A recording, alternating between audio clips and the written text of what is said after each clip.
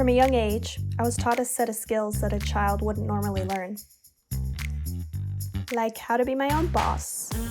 More specifically, entrepreneurial skills that far exceed your average lemonade stand.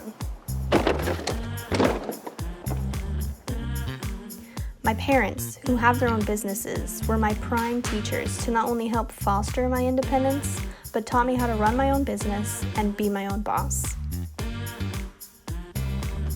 It sounds almost ridiculous. How do you teach a child the fundamentals of running a business when they can't even wipe their own ass? Not as hard as you think, really. Throughout my childhood, I had hustle upon hustle. In 5th grade, I sold bracelets in the playground. I had a cupcake empire in high school. And at age 15, I legally created my own production company. Okay, bye-bye. To me, being my own authoritative figure was important. I didn't have to follow anyone's rules but my own, and this is just one characteristic of how Generation Z thinks. The proof is in our small businesses that we've created in the wake of the COVID-19 pandemic. And cut! Break her down! No longer seeking jobs, but rather creating. We're choosing to do something meaningful with our time in isolation. We're choosing to be the boss. We are Generation Side Hustle. Creating a small business in this day and age is tough but beneficial, and many have developed as a result of the pandemic's unemployment rate. It seems as if no matter where you look, you see a friend or neighbor on social media introducing their new product or service, all from the comfort of their own home. I find myself attracted to a specific group of people who seem to be doing this out of pure creative expression. We're artistic, we take charge, and we bully boomers on social media. Gen Z has been known for creating their own path and taking the rules and throwing them out the window. During this surreal and restraining time in our lives, we're taking back some of that control creatively with our home bakeries, art collectives, nail salons, and art shops. I wanted to find the purpose of these Gen Zers businesses and their influences for becoming young entrepreneurs. I feel as though there is more to this than financial gain.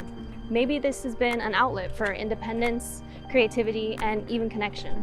I'm here in my hometown of San Diego, visiting a group of creatives who have taken matters into their own hands by being their own bosses.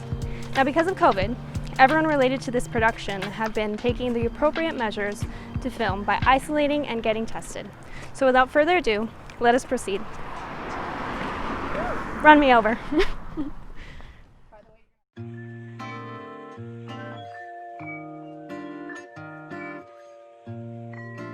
I am Sina Ditona. I'm 21 years old and I'm a muralist. Hi, I'm Paul Jimenez. I am 24 and I am a muralist.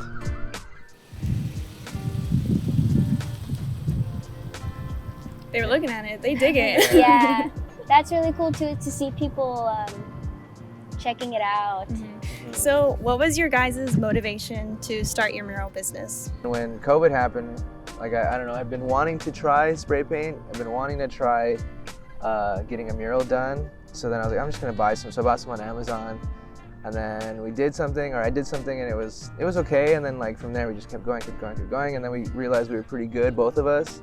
And we're like, let's just do this. Like, we have the time, we don't have jobs right now. Let's try to make a job out of our art, you know. So this is something that really brings us joy, and it's proving to bring other people joy. So it's your way of like connecting to your community, basically. Totally. Like, sure. I don't know about giving back, but like. I mean, it's something we can offer to the community. Totally. It's what we have. Because I never felt like this was allowed in Chula Vista, you know? I mean, maybe there's some here and there, but you know, I always see like tagging on the wall or whatever, and I just never thought like we could have this here when we totally could. We just haven't been doing it. I don't know if this is controversial, but I like to say we're painting the town with hands that are brown. And I really want to keep that message going, you know? Not to say we're excluding anybody, but I want them to know that it's, you know, you're able to. We're here for them. If anyone is, we're here for them. Mm-hmm. As much as we can be with what we have to offer. Yeah. Obviously, Generation Z has started creating a lot of small businesses. How do you feel about that? And do you feel like you belong in that subgroup of people? Totally. I think it's great because we need small businesses. We need them. That's what the world needs. From us, it's like we know what it takes, or we're trying to figure out what it takes. So why wouldn't we support those people that are trying to do the same thing with different things, you know? Do you guys really profit from this business, or is this more of just like a creative outlet for you guys? Well, stuff like this is more like street art, like stuff for the community. And I have no problem, you know, like taking $200 or $100, or even for free, or just pay for the supplies.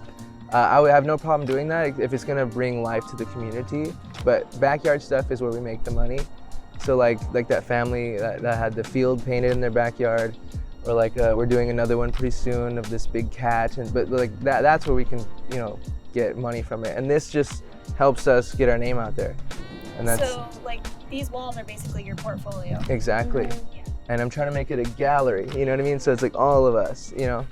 For one thing, we have to survive. Eventually, we're going to really have to be able to afford to survive. But right now, people are giving, I mean, everyone knows times are tough at the current moment. So people are giving us their budgets and we're working with them. But when it comes down to it, we're going to deliver.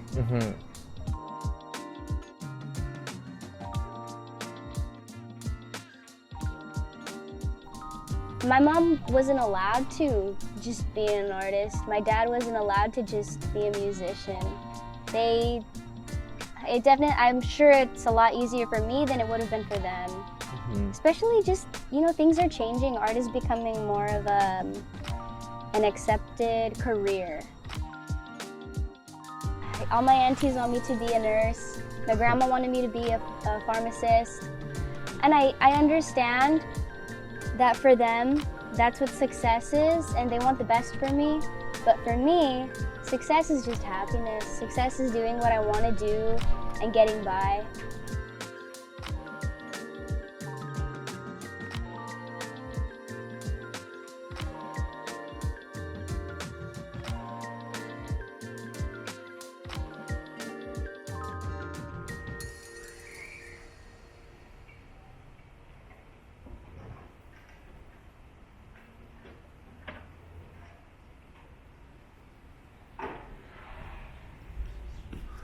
Hi, my name is Yusuf, and I am a creative director for Collective.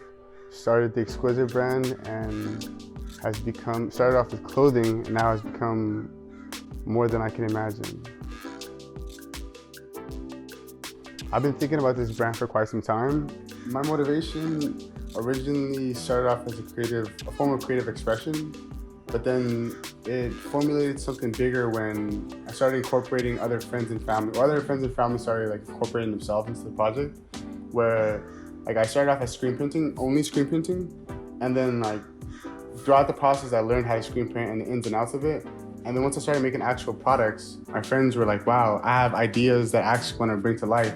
So in that process, like I was able to help them bring their actual passion to come to life. And that was like the spark of like, I should start like a collective or a production company somehow, some way, where it shifted away from myself and my own ideas to life, and then moved towards like a community effort of collective or creatives that have ideas, but weren't provided the platform like throughout their like lives. So how has COVID specifically impacted your business, like emotionally, physically? Oh yeah, so before COVID, so pretty much it was, ironically, it was a blessing in disguise, because I just graduated school and I'm a job hunt every day. But in the meantime, I'm working at a local coffee shop, which is bringing me some change. But it actually was bringing more damage than benefits, because it put me in this weird comfort zone where I was making some funds, but it was not enough to survive, especially in San Diego. So because of the whole shutdown, I got laid off. And that forced me in a space where I have to actually like create something, where I actually have to build something from the ground up that would be lucrative in 10, 15 years from now. So in the future, would you want to expand this business into like full-time career? Oh yeah, that's honestly seeing what it means to actually take power and take control and follow your passion.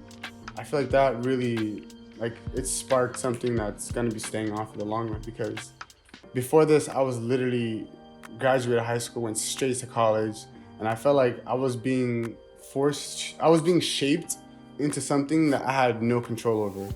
Now, the fact that I was able to create this brand, I'm molding something with my old hands, and I feel like having that power and having that privilege really is something that I want to keep on for the rest of my life, and to be able to have that freedom and have that control, because being told you have to clock in at 9 and leave at 5 every day, like, you are literally like a robot, and you are a piece of a system that you have no control over. In reality, where individualism and actual control of our lives is what causes us to have a satisfying life in which we feel like this is going to be something that's going to be me. This is something that's going to be, I could pass down to my kids.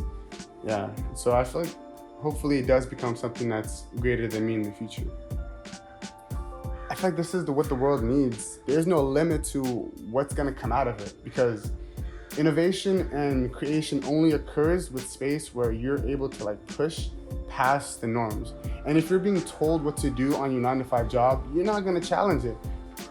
We want to build something that our parents never even thought about, like being a photographer, being an artist. Like, that's not what's in their head. In their head is like, how are they going to make money so they're going to live a better life than what I experienced?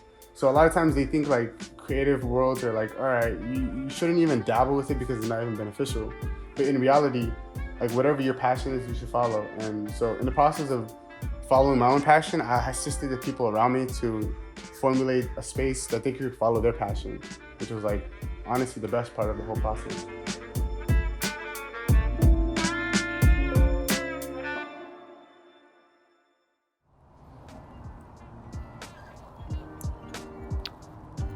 Talking to my generation about their businesses has been nothing but inspiring.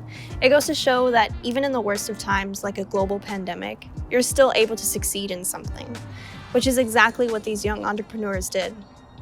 Each person is different, of course, but the pandemic was a major push to learn a new skill, challenge the 9-to-5, and choose collaboration over corporation, which in the end will only benefit us as we move in a different but greater direction.